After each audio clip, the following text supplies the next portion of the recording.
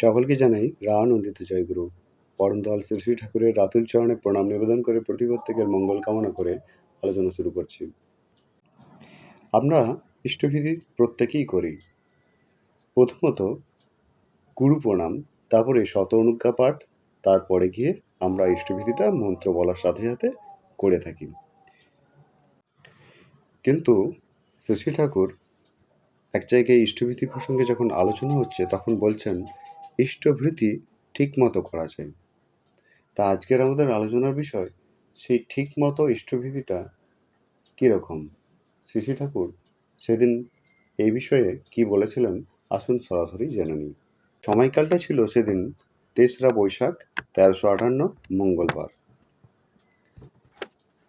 শ্রী শ্রী ঠাকুর সেদিন ইষ্টভীতি প্রসঙ্গে আলোচনা প্রসঙ্গে যে কয়েকটি কথা বলেছিলেন তা অতি গুরুত্বপূর্ণ। আমরা এই বিষয়গুলোর প্রতি অনেকেই হয়তো খেয়াল রাখি না। আমাদের ইষ্টভীতিজনিত যা যা করতে বলা হয়েছে তা আমরা ঠিক করছি না।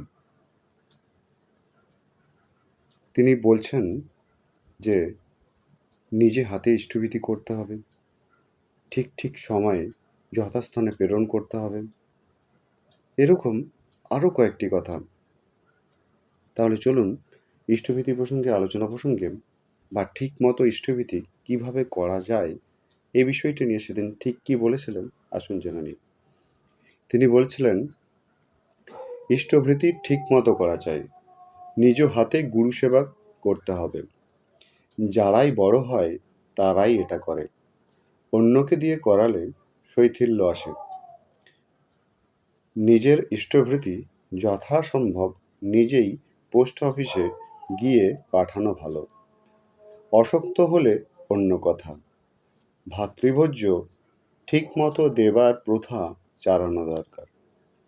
ইষ্টভৃতি করার সঙ্গে সঙ্গে পরিবেশের সেবার জন্যও কিছু রেখে দেওয়া ভালো। তা দিয়ে অনেক কিছু হতে পারে। ছেলেপিলেদের পিতৃভৃতি ও মাতৃভৃতি পালনে অভ্যস্ত করে তুলতে পারলে ভালো হয়। তাহলে চলুন আমরা এই মতো করি ইষ্টভীতি আগামী দিন থেকে করতে থাকি। আজকের আলোচনা তাহলে এ পর্যন্তই। আলোচনা প্রসঙ্গে বিংশ খণ্ড পৃষ্ঠা ১৭৬। আপনারা সকলে ভালো থাকবেন, সুস্থ থাকবেন। সকলকে আবারও জানাই রানন্দিত জয়গুরু।